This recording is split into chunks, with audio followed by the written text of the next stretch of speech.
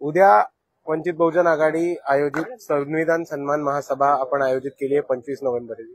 आपल्याला आठवत असेल तर 2023 मध्ये सुद्धा ही महासभा आपण घेतली होती। 24 मध्ये आम्हाला घ्यायची होती, पण त्या दरम्यान विधानसभा चालू असल्यामुळे ही सभा घेणं काही शक्य नाही झालं। पण आम्ही दरवर्षी 25 नोव्हेंबरला संविधान सन्मान महासभा ही घेत राहणार आहोत आणि त्याचं एक उद्दिष्ट असं आहे की एका बाजूला सगळे म्हणतात की संविधान धोक्यामध्ये, संविधान खतरेमध्ये, पण आतापर्यंत हा देश इथपर्यंत जो पोहोचलाय, आतापर्यंत जी प्रगती केली आहे आणि आतापर्यंत आपण जे पुढे आलोय ते फक्त आणि फक्त भारताच्या संविधानामुळे आलोय। आणि या संविधानाचा सन्मान करून हे संविधान सेलिब्रेट करणं, साजरा करणं हे पण तितकंच गरजेचं आहे। आणि त्याच्यासाठी आम्ही संविधान सन्मान महासभा दरवर्षी 25 नोव्हेंबर रोजी आयोजित केली। आता तुम्ही विचाराल की संविधान दिवस हा 26 नोव्हेंबर असतो, पण तुम्ही 25 तारखेला का घेता? तर ह्याचं एक छोटं कारण आहे की 2 वर्ष 11 महिने आणि 17 दिवस हे कॉन्स्टिट्यूशन कमिटीला ड्राफ्ट करायला लागले होते। आणि त्याच्यानंतर जेव्हा कॉन्स्टिट्यूशनचा ड्राफ्ट हा तयार झाला होता तेव्हा 25 नोव्हेंबर रोजी बाबासाहेब आंबेडकरांनी तो ड्राफ्ट हा पुढे सादर केला होता आणि त्याच्यानंतर त्यांचं एक खूप महत्वाचं भाषण सुद्धा झालं होतं। आणि त्या भाषणातले मुद्दे परत लोकांसमोर ठेवायला आणि संविधानाचा महत्व परत लोकांसमोर ठेवायला आम्ही हा संविधान सन्मान महासभा घेतो। विरोधकांनी संविधान वाचवाची मुदत काही वेळा पूर्वी केली आणि आता त्यानंतर त्या विरोधकांकडूनच मतदानामध्ये मतदान प्रक्रियेत घोळ होते असं म्हणत निवडणूक आयोगाच्या भेटी घेतल्या जातात, त्यानंतर विनंती केली जाते की मतदार याची निश्चित करावी। या सगळ्याकडे कसं तुम्ही बघता, कारण आज पण विरोधक सगळे मिळून भेट घेणार आहेत निवडणूक आयोगाची? हे बघा, सगळ्यात पहिले हा मुद्दा उपस्थित बाळासाहेब आंबेडकरांनी केला होता। त्यांनी 76 लाख म्हणजे 76 लाख वाढीव मतदान ह्या विधानसभेमध्ये झाले आणि ते कुठनं झाले याचा पुरावा आम्ही इलेक्शन कमिशनकडे मागितला होता। तर आमच्या माहितीमध्ये आणि आमच्या तपासामध्ये असं आढळलंय की 5 वाजल्यानंतर 76 लाख मतदान ह्या महाराष्ट्राच्या विधानसभेमध्ये वोट कास्ट गेले होते। आता जर जे 5 वाजल्यानंतरचे जे वोटिंग होतं तेव्हा तुम्हाला 5 वाजल्यानंतर जे वोटिंग होतं तेव्हा सगळ्यात पहिले वोटर हा आतमध्ये येतो बूथच्या, त्याचा परिसर बंद केलं जातं, त्याच्यानंतर त्याला एक चिठ्ठी दिली जाते आणि त्या चिठ्ठी मिळाल्यानंतरच तुम्हाला 5 वाजता वोटिंग करता येतं, कारण 5 वाजता वोटिंग बंद होतं।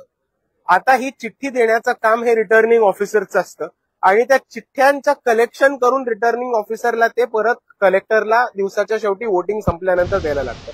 तर आमची इलेक्शन कमिशनला आणि महाराष्ट्राच्या हायकोर्टमध्ये जी पिटिशन केली होती त्याला मध्ये दोन्ही सरळ म्हणजे Chetan Ahire versus state of Maharashtra जी केस उभी राहिली होती त्याच्यामध्ये आमचा सरळ एकच आक्षेप होता की 76 लाख मतदान हे 5 वाजल्यानंतर झाले। जर ते मतदान अधिकृत असेल तर त्याच्या चिठ्ठ्या आणि ज्या डेटा रिटर्निंग ऑफिसरनी कलेक्टरला दिलाय तो जगासमोर मान्य करावा, तर आम्ही मान्य करू की हे 76 लाख हे व्हॅलिड वोट्स आहेत। नाहीतर आम्हाला हेच धरायला लागेल की हे 76 लाख इनव्हॅलिड वोट्स आहेत आणि इलेक्शन ही धोक्यामध्ये आणि चुकीच्या पद्धतीने चिटिंगनी घेतली। आणि ह्याच मुद्द्याला अनुसरून तुम्हाला अजून एक गोष्ट सांगतो की आपण परवाच बघितलं असेल की 100 भाजपचे नगरसेवक हे निवडून आलेत नगर परिषदा नगरपालिकेची निवड।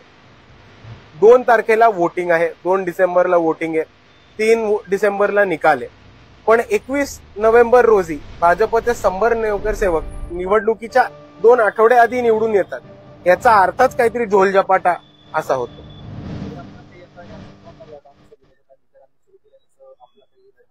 हे बघा, विरोधकांच्या आधी बाळासाहेब आंबेडकर यांनी हायकोर्टामध्ये गेले होते, हायकोर्टामध्ये याचिका सुद्धा दाखल केली होती आणि तेव्हाच आम्ही विरोधकांना आमचे दरवाजे उघडे करून हात मिळवणीचा प्रयत्न केला होता आणि सगळ्यांना सांगितलं होतं की आम्ही ही पिटिशन घेऊन कोर्टात जातोय।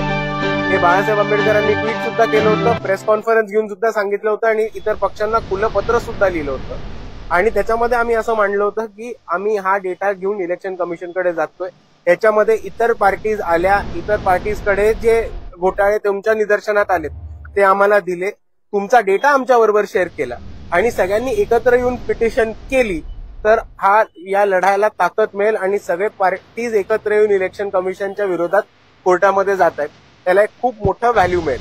पण इकडचे सगळे इतर पक्ष कोर्टामध्ये जाण्यापासून घाबरतायत का, हा मला अजून एक न उलगडलेलं कोड आहे। तुम्हाला असं वाटतं का निवडणूक आयोगाकडे जाण्यापेक्षा त्यांनी कोर्टात गेलं पाहिजे? इलेक्शन कमिशन मॅनेज झाले, एका बाजूला ही लोक बोंबलतायत आणि त्याच इलेक्शन कमिशनकडे न्याय मागायला जात आहेत। ते कुठेतरी तथ्य मॅच नाही होते असं दिसतं ना तुम्हाला पण?